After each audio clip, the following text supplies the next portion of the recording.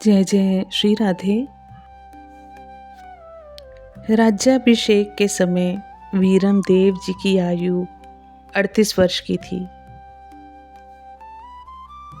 राणा रायमल की पुत्री और सांगा जी की बहन गिरिजा जी से जो संबंध हुआ, इससे इन दोनों राज्यों में घनिष्ठ मित्रता हो गई। दूधा जी के देहांत के बाद मीरा बहुत गंभीर हो गई। उसके सबसे बड़े सहायक और अवलंब दूधा जी के ना रहने से उसे अकेलापन खलने लगा। ये तो प्रभु की कृपा और दूधा जी की भक्ति का प्रताप था कि पुष्कर आने वाले संत मेड़ता आकर दर्शन देते। इस प्रकार मीरा को अनायास सत्संग प्राप्त होता। धीरे धीरे रनिवास में इसका भी विरोध होने लगा।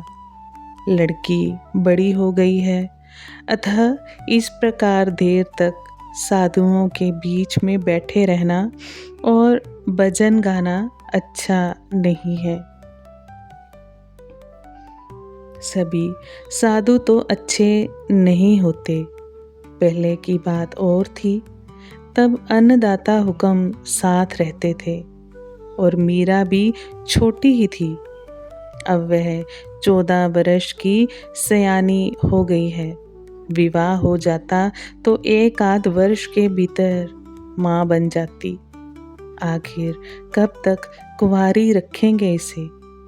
कल आसपास के लोग ताना मारेंगे कि अरे, अपने घर में देखो, घर में जवान बेटियां कुंवारी बैठी तुम्हें रो रही हैं। तब आँख खुलेगी काका बाबाओं की। एक दिन जाली जी ने शाम कुंज में आकर मीरा को समझाया, बेटी बड़ी हो गई हो, तू इस प्रकार साधुओं के पास देर देर तक मत बैठा कर। रनिवास में जो बातें होती हैं उन्हें सुन सुन करके मैं घबरा उठती हूँ। मुझ पर दया कर। उन बाबाओं के पास ऐसा क्या है बेटी जो किसी साधु के आने की बात सुनते ही तू दौड़ जाती है? ये रात रात भर जागना, रोना, गाना, क्या इसीलिए भगवान ने ऐसे रूप गुण दिए हैं? क्या अपने से बड़ों का, माँ बाप का कहा मानना कर्तव्य नहीं है? ऐसी बात मत फरमाओ बाबू। भगवान को भूलना और सत्संग छोड़ना दोनों ही अब मेरे बस की बात नहीं रही। जिस बात के लिए गर्व होना चाहिए, उसी बात के लिए माँ आप मन को छोटा कर रही हैं। मैं क्या करूं बेटी? तेरी बात भी मुझे ठीक लगती है, पर महलों में जिधर जाओ यही बात सुनाई देती है। क्या कुंवर सा? पिताजी हुक्म भी यही फरमाते हैं। वे है कहाँ यहाँ? वे तो सेना लेकर भोजा सिहावत से लड़ने कुड़की पधारे हैं। क्यों माँ? वे तो अपने ही वंश के हैं ना, फिर उनसे युद्ध क्यों? बहुत समय से भोजा जी सरजोरी कर रहे थे, पर अन्नदाता हुक्म की बीमारी के कारण सब चुप थे। अब तेरे दाता हुक्म वीरम देव जी ने उन्हें ठिकाने लगाने भेजा है। उन्हें मार देंगे क्या कुंवर सा? नहीं, यही हुक्म है कि कुड़की की जागीर छीनकर उन्हें निकाल दिया जाए। इससे तो अच्छा ये होता कि उन्हें यहीं कोई पद देकर रख लेते। कुड़की से निकालने पर वे किसी विरोधी से जा मिलेंगे, मीरा ने कहा। बराबर वाले कभी दबकर नहीं रहते। 2 नाहर एक जंगल में नहीं खटते बेटी। मैंने तुझसे जो कहा उस पर ध्यान दे। कौन साधु कैसा है कौन जाने, कल कुछ हुआ तो मुख में कालिक तो लगेगी ही। तुम्हारे ये अर्जुन भीम जैसे पितृ वे कहीं साधु की हत्या या कन्या के रक्त से हाथ ना रंग लें। बाबू, इतनी दूर तक सोच गई आप तो मेरे उज्जवल वंश में दाग लगे। इससे पूर्व ही मैं दे छोड़ दूंगी, आप निश्चिंत रहें। ऐसा कुछ नहीं होगा। उसने तानपुरा उठाया। माने मत भरजे ए माए, साधा दर्शन जाती, राम नाम हृदय बसे, माहिले मन माती। माता उठकर चली गई। मीरा को समझाना उनके बस का ना रहा। मीरा भी उदास हो गई। किससे अपने मन की बात कहे, बार बार उसे दूधाजी याद आते। प्रभु की इच्छा समझकर वे मन को धीरज देती और राजमहल की बातों और घटनाओं को उदासीन भाव से देखा सुना करती। रनिवास की स्त्रियों के आग्रह से वीरम देव जी मीरा की सगाई के लिए प्रयत्न करने लगे।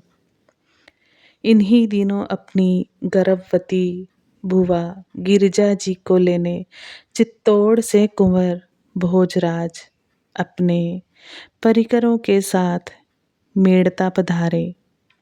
रूप और बल की सीमा, धीर वीर समझदार बालक, 20 वर्ष की आयु, जिसने भी देखा सराहना में मुखर हो गया। जहाँ देखो लोग यही चर्चा करते, ऐसी सुंदर जोड़ी दीपक लेकर ढूंढने पर भी नहीं मिलेगी। कुछ मत सोचो, आंखें मूंद कर घोड़े नारियल भेज दो। भगवान ने मीरा को जैसे रूप गुणों से संवारा है, वैसा भाग्य भी दोनों हाथों से दिया है।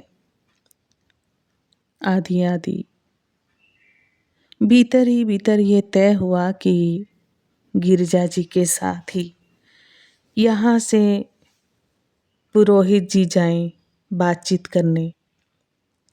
यदि दीवान जी का रुख अनुकूल लगे तो गिरिजा जी को लाने के लिए जब यहाँ से वीरम देव जी चित्तौड़ पधारें तो बात पक्की करके साथ ही साथ लगन बेचकर विवाह माण दे। इन युद्धों के दिनों में जीवन का क्या भरोसा। किया सो ही काम और भजे सो ही राम। पश्चिम दिशा में उगा धूमकेतु बाबर धीरे धीरे दिल्ली की ओर सरक रहा है। सो कौन जाने क्या हो। हवा के पंखों पर उड़ती हुई ये बातें मीरा के कान तक भी पहुंची। वे व्याकुल हो उठी। मन की व्यथा वे किससे कहे।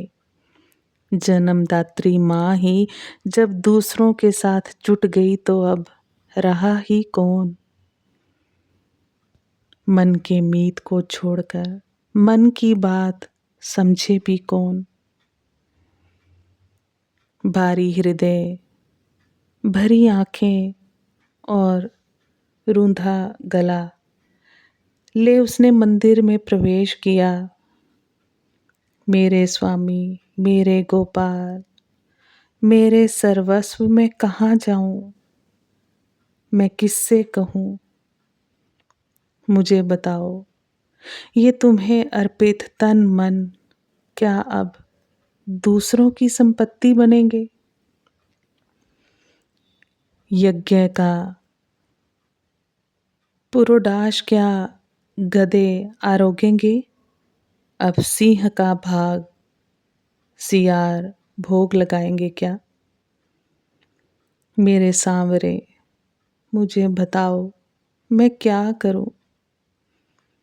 मैं तो तुम्हारी हूं, तुम संभाल लो, अथवा आज्ञा दो कि इसे बिखेर दूं। अनहोनी मत होने दो मेरे प्रियतम, मत होने दो। मैं तो तुम्हारी चाकर हूं, जैसी आज्ञा हो वही करूं।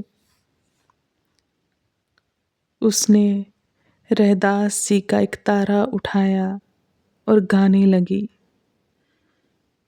मारे तो गिरधर को पाल, दूसरों ना कोई, जाके सिर मोर मुकुट मेरो पति सोई।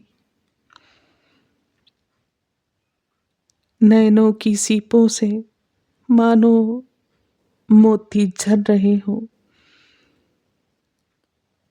वे अगजग से बेखबर अपने प्राणाधार को मनाने लगी। मारी सुध लीजो दीनानाथ, जल डूबत गजराज उभारे हो, जल में पकड़े हो हाथ।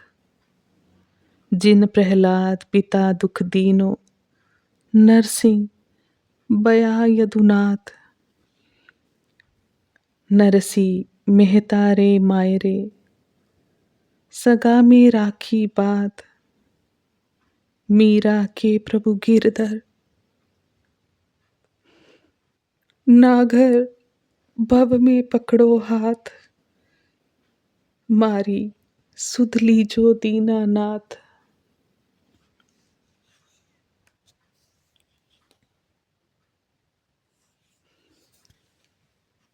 ऐसे ही अद्भुत प्रसंग, अद्भुत प्रभु भक्तों की वार्ता, चर्चा,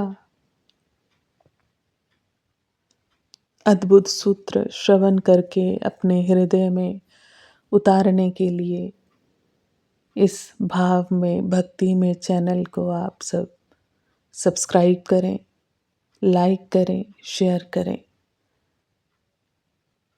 इस प्रसंग को हम गुरु कृपा से कल आगे बढ़ाने का प्रयास करेंगे। आप सभी वैष्णव जन को श्री हरिवंशी श्री सद्गुरु देव भगवान की जय हो।